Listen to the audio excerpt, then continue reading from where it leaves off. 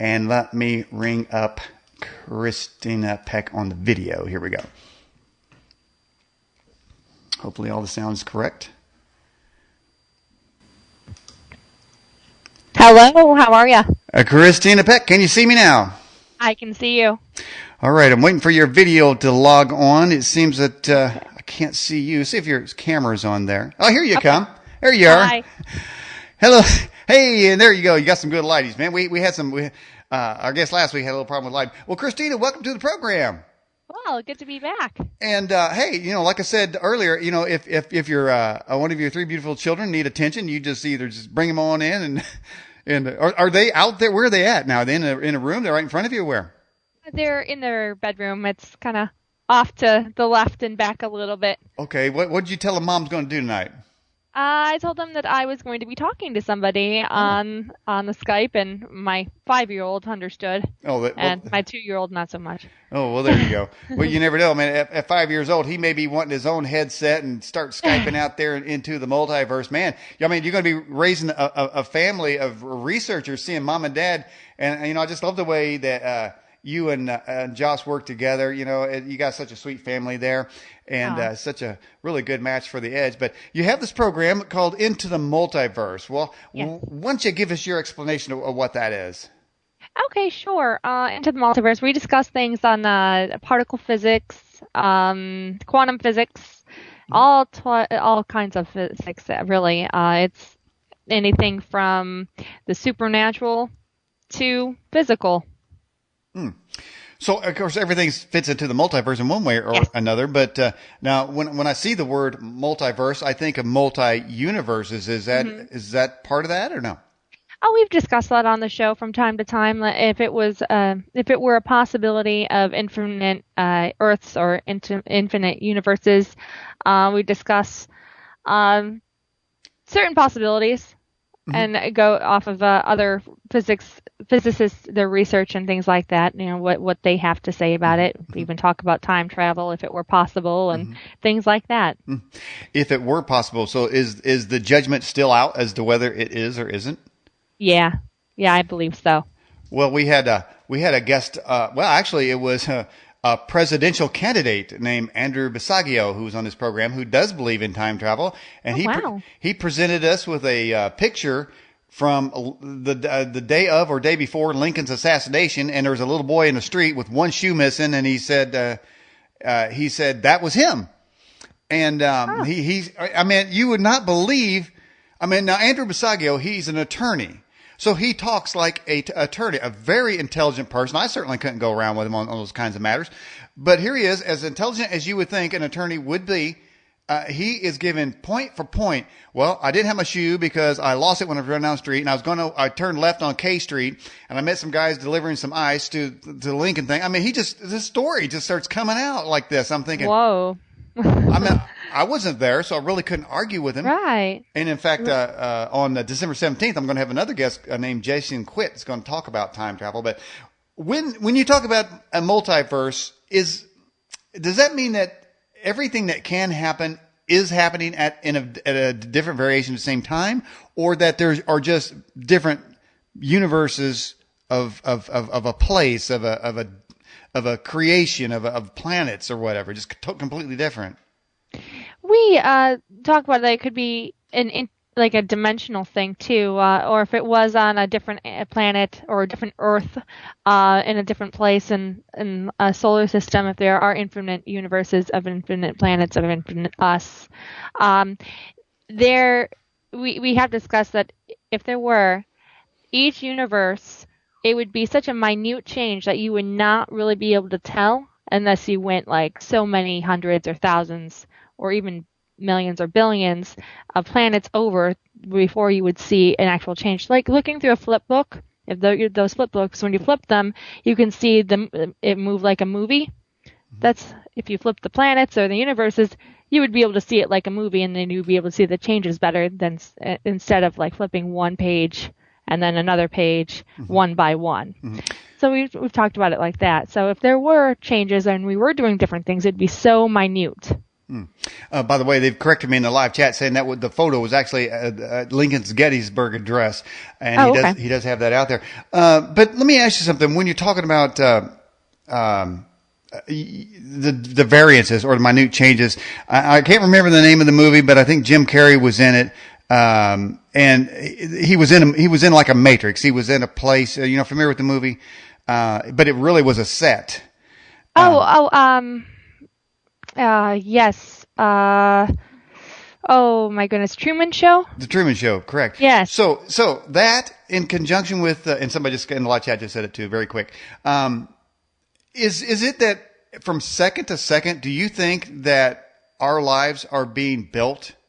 For instance, if you're driving down the street and you make a turn right, is that whole scene just being built for you to go to, or has it always been there? Is it possible that things as we move along from second, because a second ago, we weren't there. We don't even know where that went, who we were or whatever. We only know exactly now, and now is always advancing. So we're never really us at the same time. So is it possible that it could be built into for each person? Like predetermination? Mm-hmm. Almost. Oh, I don't know. There are certain times when you have a gut feeling to turn right instead of left, and like something telling you that you should do something other than doing the thing that you thought of.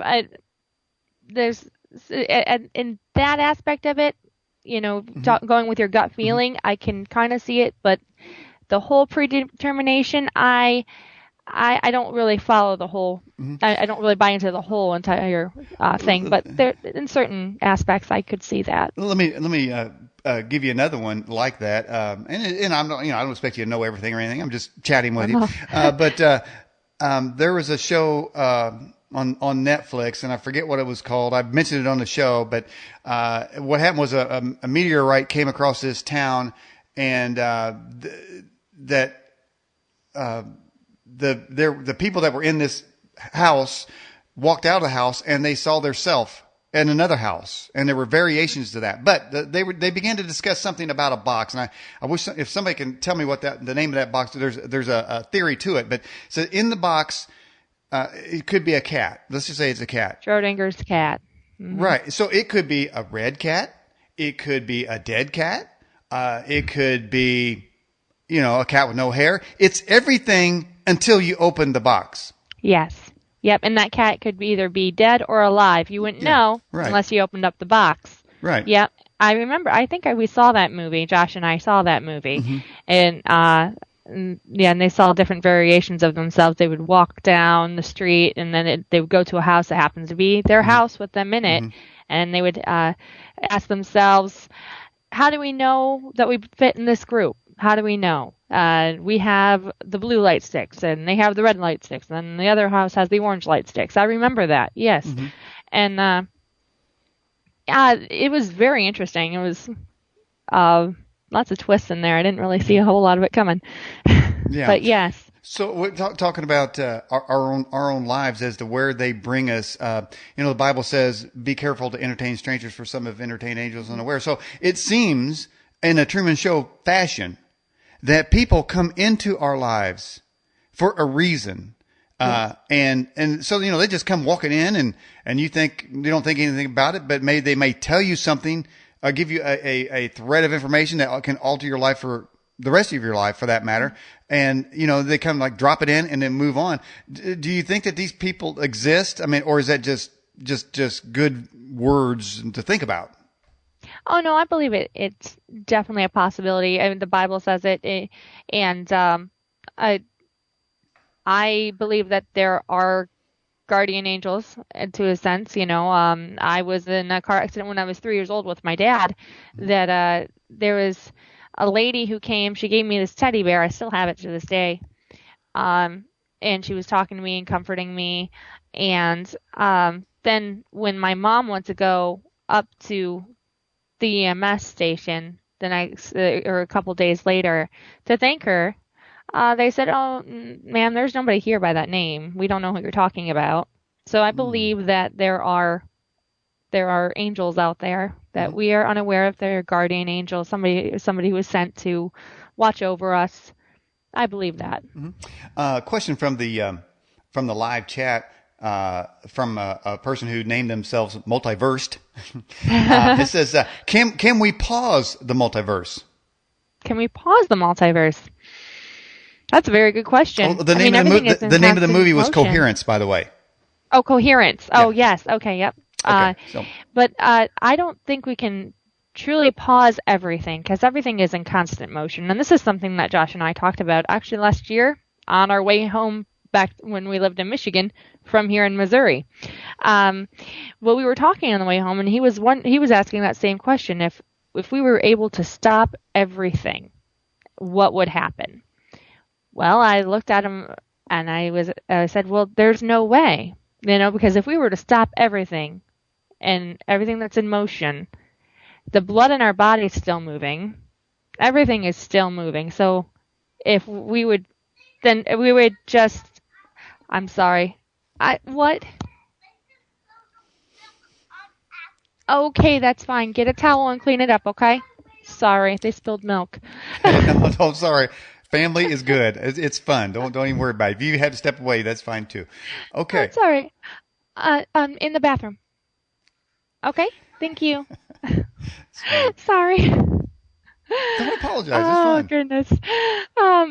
But in a sense, no, I don't think we can pause the multiverse or our universe or any multiverse for that. The 90% of our brain, nobody knows what the hell it's doing. Do you think that at some point that God had given us something, but He took it away?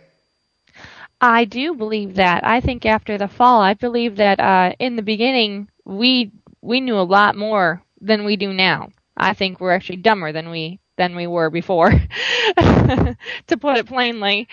So I think that when He created mankind, He gave us quite a bit of everything that we needed to know. And then when Adam and Eve were tempted, it wasn't exactly a lie when the serpent told them that they would be like God and know the difference between good and evil. They knew good, but they didn't know evil until they disobeyed Him.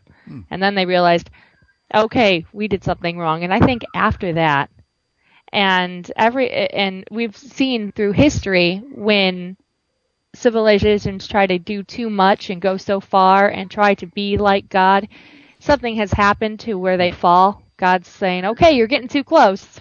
Let's not do this. This is, I have you set here for a reason. You shouldn't do any, I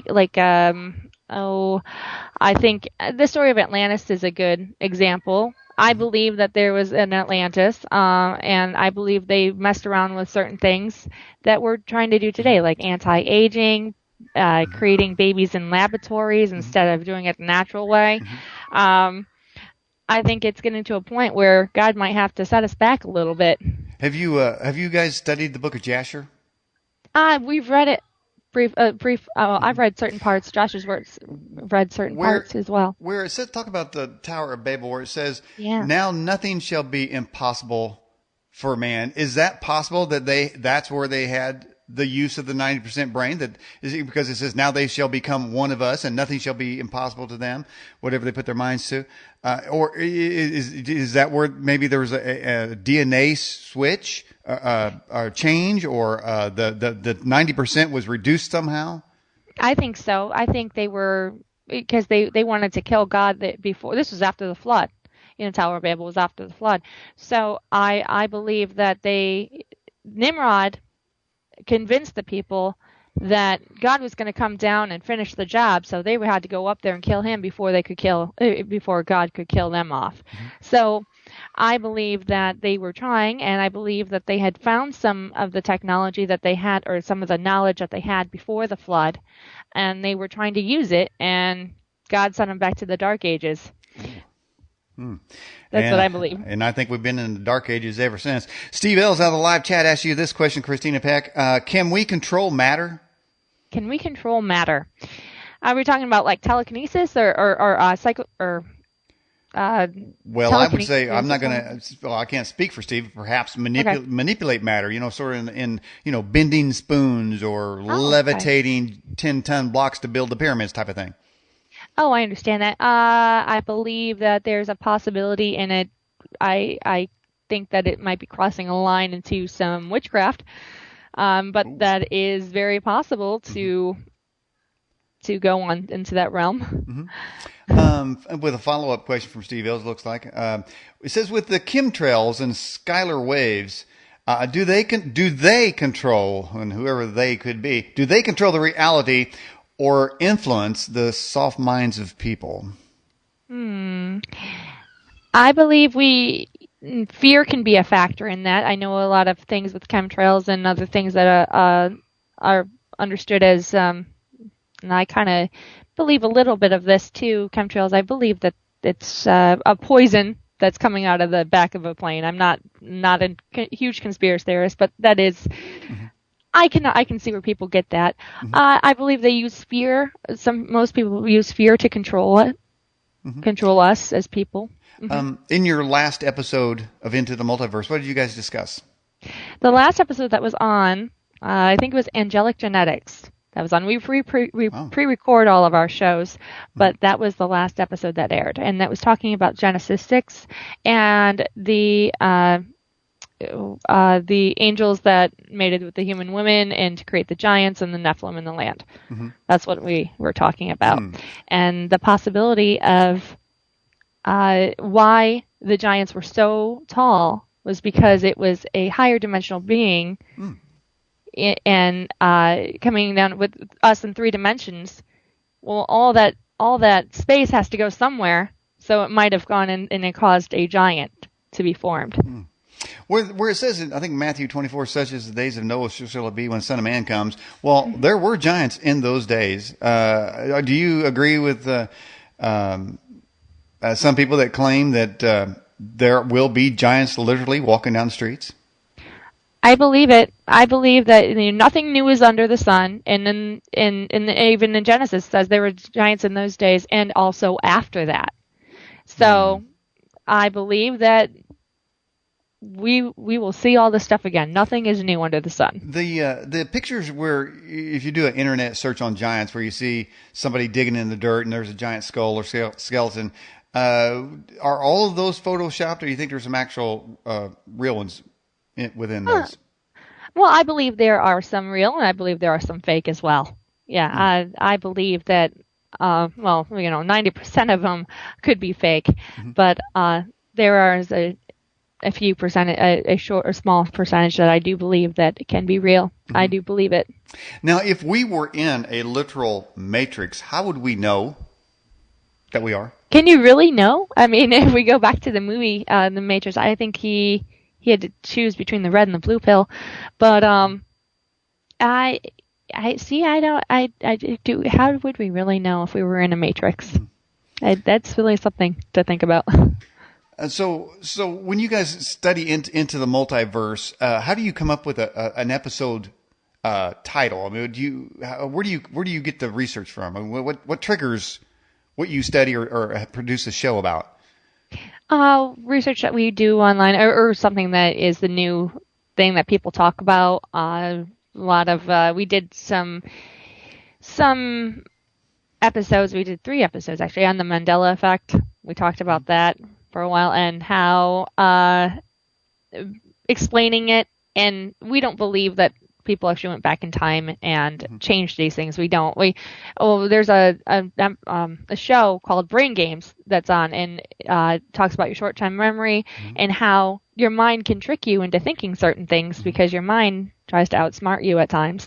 And we've discussed that and how certain things. Even Josh has said that he can look back on an incident and he can remember it 2 different ways. He's like, no, I'm pretty sure this happened, but I also think or remember that this might have happened too. And I don't really know which one is real or not, because similar situations have popped up in our lives where we do one thing one way one time, and then another situation similar to that comes up and we do it a different way. So memory is a really tricky, funny thing. So what do you think people have missing memory? Or, I'm sorry, missing time? Missing time? Okay. That could be right up there with alien encounters. A lot of people have said that they've missed time when they're going through a weird fog or seeing a weird light. I think they're encountering a. Now, I don't believe that aliens are from different planets. I actually believe they're an interdimensional being, right up there with Bigfoot? demons. Yeah. Is Bigfoot out there? If Bigfoot is out there, then I think he's an interdimensional being of some sort. Question for you. Have you ever heard of Eckankar? And I can spell it if you want. Eckoncar. And I don't know what it is either. So, I've never heard of that. No. Okay. So how much of reality do you think that our minds can alter? Well, I think any. I'm sorry, go ahead. If any, can our minds alter reality? I think our minds can trick us into thinking we can. Mm-hmm.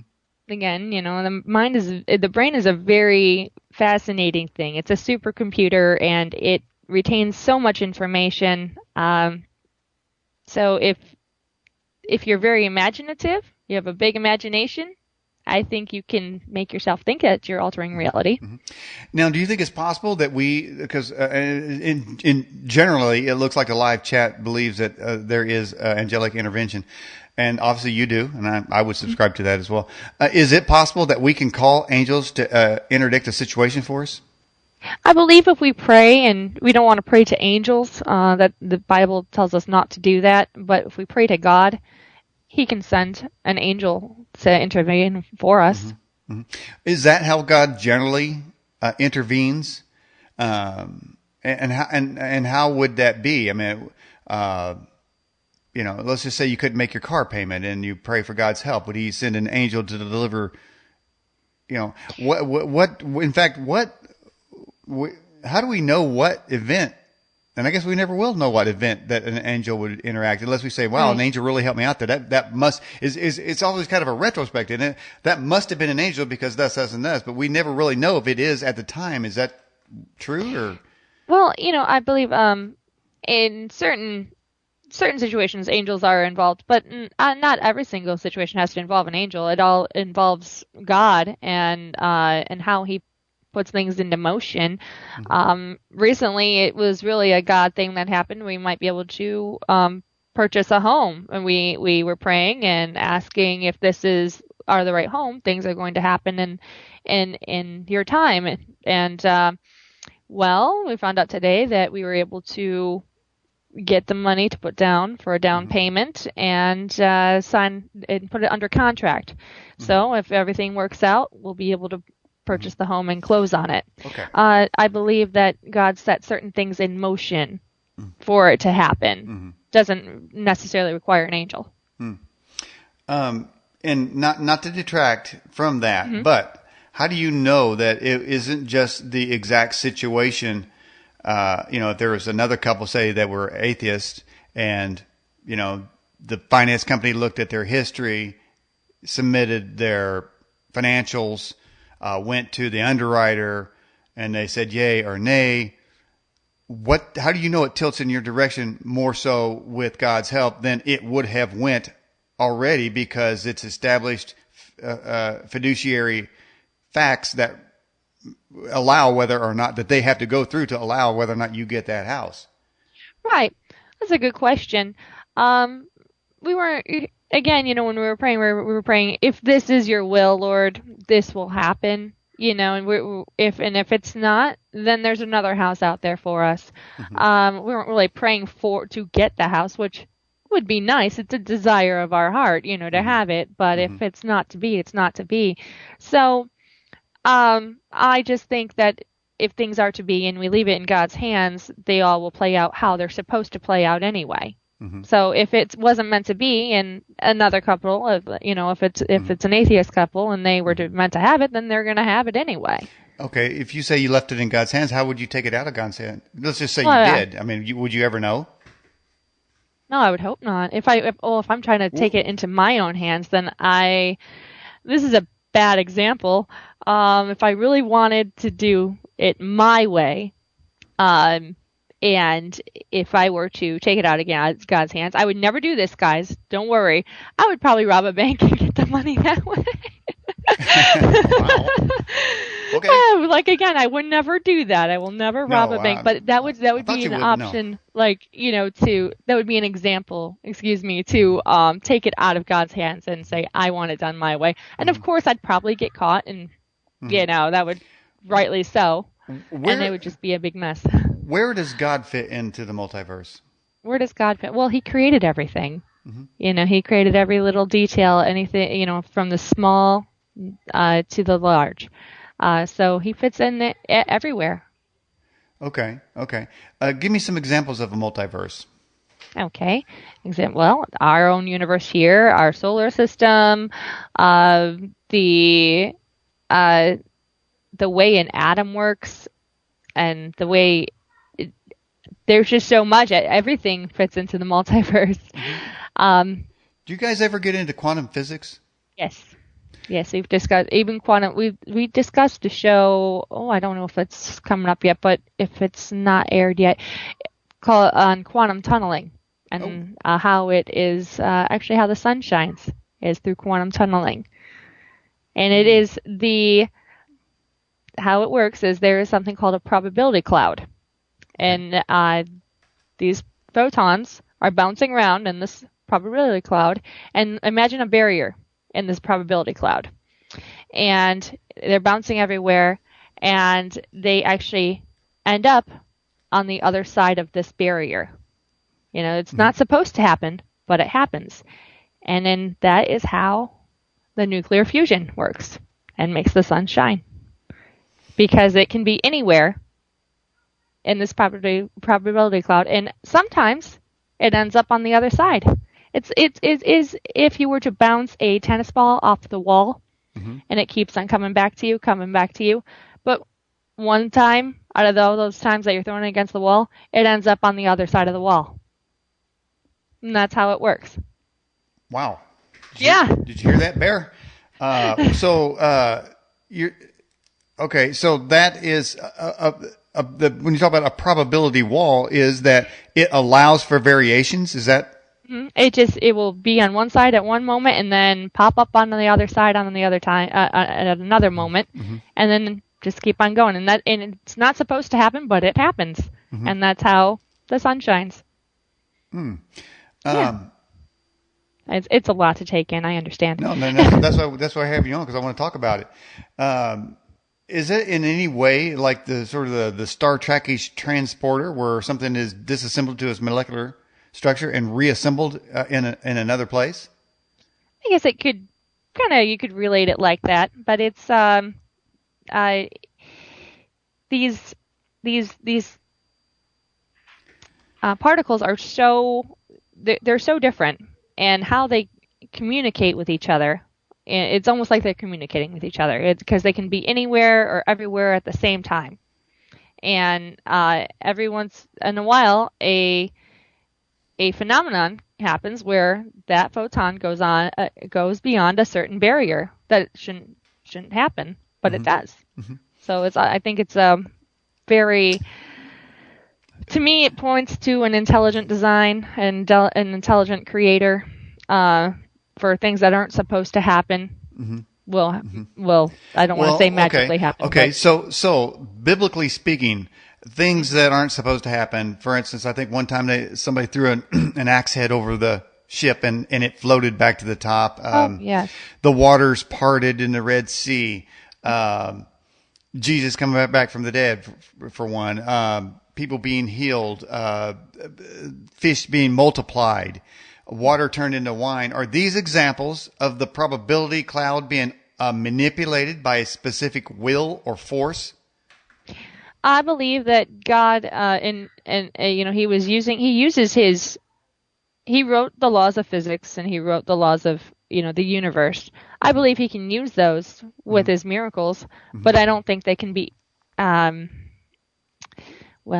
see. Even in Egypt, when Moses was there and with the 10 plagues and everything, even the adversaries were able to manipulate that as well. But I just think that the difference is God's way was pure while they were using, witchcraft and things Right. like that. I mean, once one side does, the other side can almost do. I mean, Well, Pharaoh's magician threw down a staff and it became a snake, and then Moses threw down a staff and ate the other snake. yes, Now, those from the probability cloud, that's obviously not supposed to happen. right. That's the type of thing I'm suggesting. Yeah. Do Okay, I many understand your question. Yeah. do many events in the Bible, can they be explained as quantum physics? I believe you can explain it in a certain way. Yeah, and you can relate it to quantum physics in a sense. I believe he uses his, not saying that he has to abide by the laws, but he can use his laws of nature and in the universe to do whatever he wants. And there have been certain stories where I've heard like miraculous things happening, where there was this guy on the expressway and saw this other car coming, and the other car didn't see him and merged right into his vehicle. But instead of crashing, I see that. Okay, go play, buddy. I love you. Good job. All right. Instead of crashing and causing a big accident, that car actually merged with that car for a while, and it was almost like it was transparent. There was nothing, no real molecules there to hit each other and cause an accident. So I believe God used that, and he kind of manipulated his rules and his laws to if he wrote make them, that happen. Seems to me if he wrote them, he can manipulate them. Oh yeah. And I would ask him, from the old cowboy standpoint, I could use a little manipulation in my way too, in a few items. So hopefully he's doing that. Here's a question for you. It says, when God said, "Let there be light," was he really saying, "Let there be frequency"? Oh, that's a good question. I believe, let there be light. Wow. It's a possibility. When we saw, and everything happened. So, question for you: have you seen the Adjustment Bureau? It seems like angels are in that program. No, I haven't seen it. The Adjustment Bureau. I haven't seen it. Yeah. Okay, I got to put that on. Maybe Netflix has that. And here's a question for you out of the live chat again. What is deja vu in relation to time travel? Oh, that's awesome. Hi, honey. Okay, I love you. Go. Okay, Nathan, go play with your sister. Play. You can say hi if he wants to. Oh, Nathan, you're hilarious. Okay, well, so we're talking about deja vu. Yes. Something that Josh and I have discussed from time to time. Oh, and what was it? Josh brought up a good example of something the other day. Hi. Okay. He's a star. I'm telling you. Yeah, that's Nathan. Deja vu. Deja vu. Okay, I'm sorry. All right, deja vu. Josh and I were discussing that the other day, actually, and that is, I cannot remember for the life of me what he said. This is so embarrassing. I can't remember. Well, let me ask you this: from a deja vu standpoint, is that just the residual memory of an event that has already happened?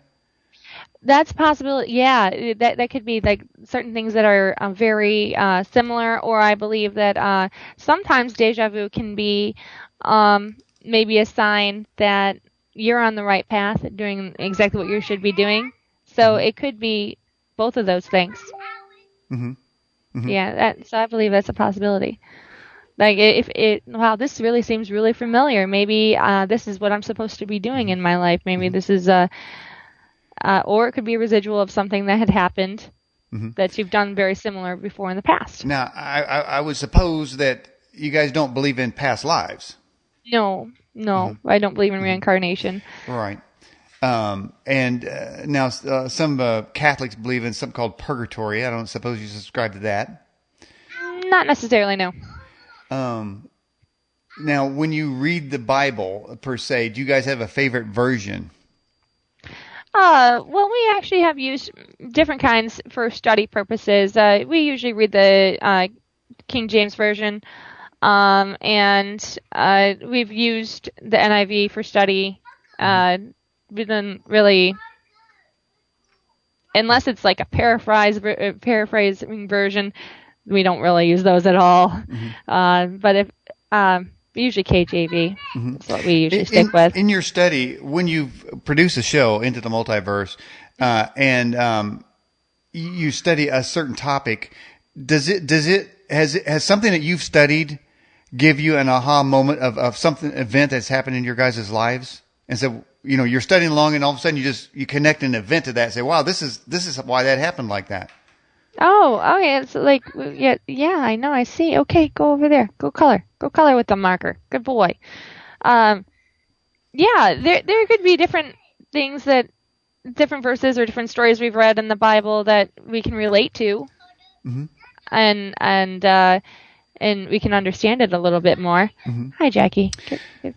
Somebody in the live chat said deja vu could be remembering what was once forgotten. Oh, it could be. Now like that leads me. Okay, Jackie. Wait a minute. That's another one. Is Jackie? Yeah, that's Jacqueline. Okay. All right. Well, if they ever want to kind of turn around, we can see them. Okay. All right. Okay. Hey, so you can say hi if you want. So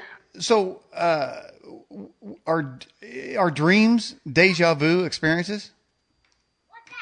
You can probably dream like certain experiences that you've had. I believe that. I believe that can happen. Have you guys had any dreams that literally came true?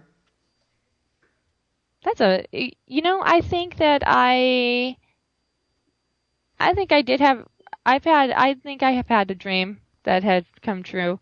Well, yes, I have. Ever since I was a little girl, I had a dream that I had children, and my first one would be a girl, and my oldest is a girl. So I think that definitely came true. And after my car accident when I was 14, they told me I'd never have children. So I think that was just a comfort to me as growing up, and God was showing me, you'll have children, you'll have children. And then when I was 14 and I was told I would never have children, I was still kept on, faith. When you and Josh met, do you feel like there was any divine appointment there for you two to meet, or was it just random?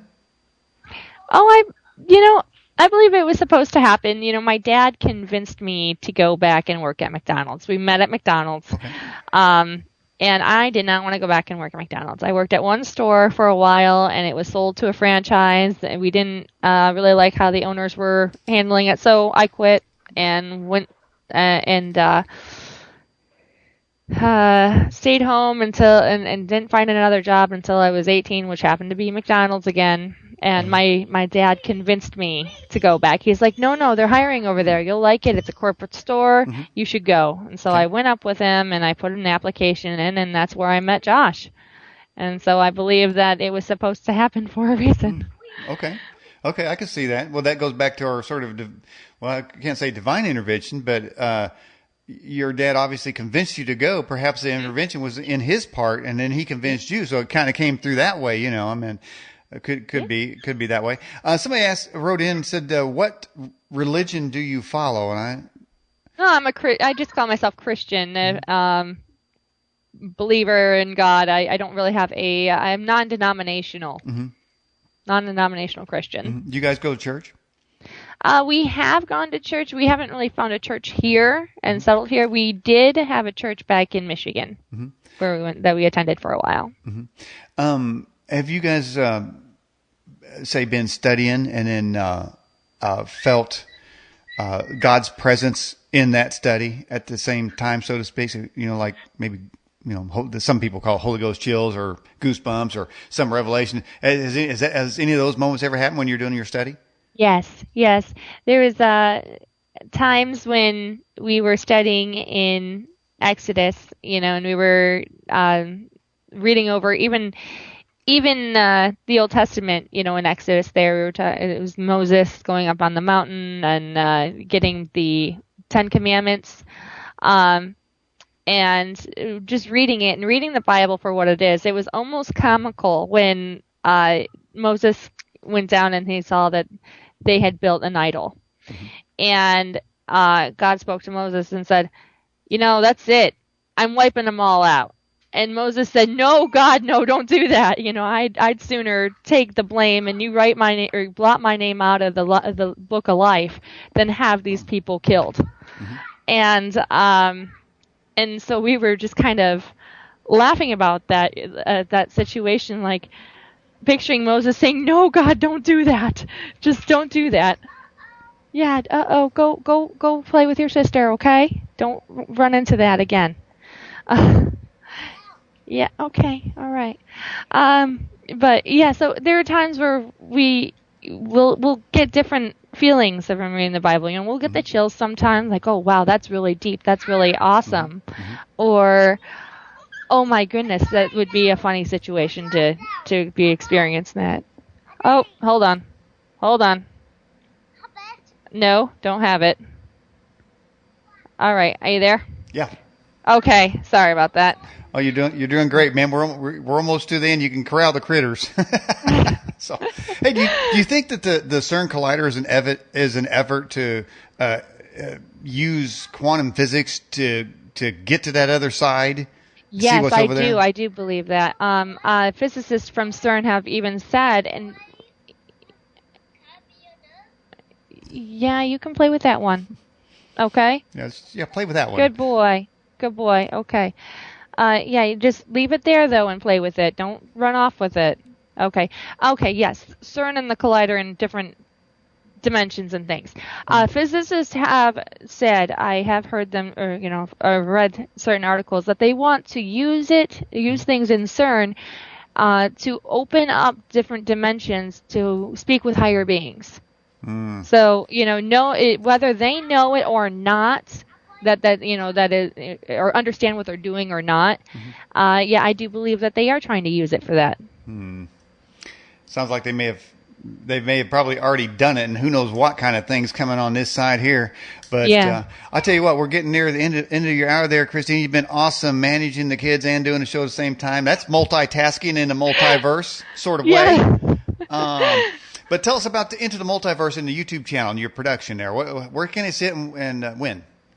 Oh, sure. There's a new episode every Thursday. You can find us on Roku. If you have a Roku box, we're under the Skywatch TV channel, and you can scroll down and see Multiverse. You can find our link if you go to skywatchtv.com, and you scroll down on the right-hand side. There will be a banner, a picture of Josh and I, and it says Into the Multiverse. And also go to youtube.com/Into the Multiverse. And you'll be able to see us there as well. Okay. All right. Well, we're at the end of it. Thank you for coming on the program. And just tell Josh you did great. Oh, thank you. Thank you for having me. I'm sorry for the distractions. I'm trying to... is any critter want to say hi before we go? Do you guys want to say hi before I get off the Skype with Daniel? Tell him say hi to Daniel. All right. You want to say hi to Daniel? All right. The crazy cowboy. There's Jacqueline. That's her face. Hey, Jacqueline. And there's Nathan. There's his face. Hey, Nathan. All right. That was a lot of fun. Okay. All right, Christina Peck, I appreciate you coming on the program. And we'll have you guys. Yeah, we're going to have you guys back again. You guys are so much fun. Oh, thank you. Thank you very much. It's been fun. That's Daniel. That's Daniel Ott. Hi. Look, she's having some fun. Yes. Yeah, she's having a lot of fun.